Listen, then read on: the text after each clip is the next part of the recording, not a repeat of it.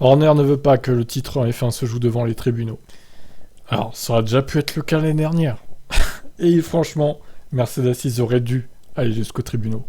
Ils n'ont pas eu les couilles de le faire, ça c'est dommage. Bon alors du coup là, est-ce que ça va se jouer aux tribunaux entre Ferrari et Red Bull? À cause des budgets cette fois. Christian Horner avait déjà fait part de ses inquiétudes à ce sujet précédemment. Il demande ainsi aux instances dirigeantes de faire le nécessaire pour que les titres ne se jouent pas devant les tribunaux.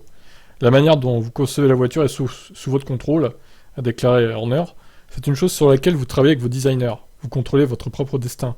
Avec ce que nous voyons dans le monde en ce moment, nous ne sommes pas en contrôle des coûts liés à l'inflation qui affectent les ménages du monde entier. Au Royaume-Uni, une inflation de 11% est prévue.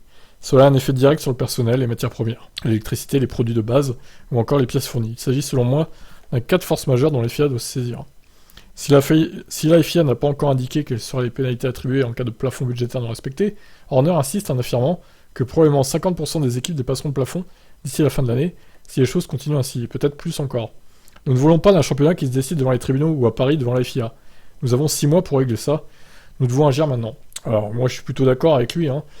Faut prendre les choses à bras le corps. Faut prendre le taureau par les cornes comme on dit. Sans jeu de mots avec Red Bull évidemment. Et faut faire ça maintenant. Alors soit la FIA dit ok vous avez 15-20 millions de dépassements acceptés. Donc là les équipes en question elles vont s'en donner à cœur joie. Sinon la FIA dit non le plafond est toujours le même.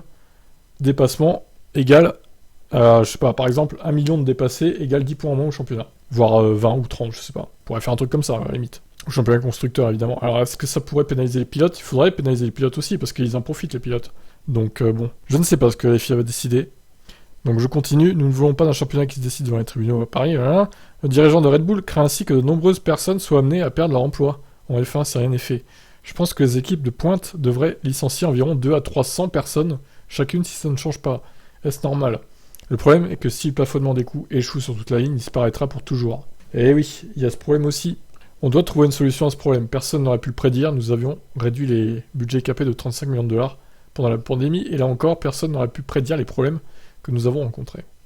Bon, moi je vous pose la question. À la place de la FIA, qu'est-ce que vous feriez? Est-ce que vous rehausseriez le plafond budgétaire quand même à cause de l'inflation ou pas? Ou alors, est-ce que vous laissez comme ça? En admettant que si on laisse comme ça, des gens seront sûrement licenciés.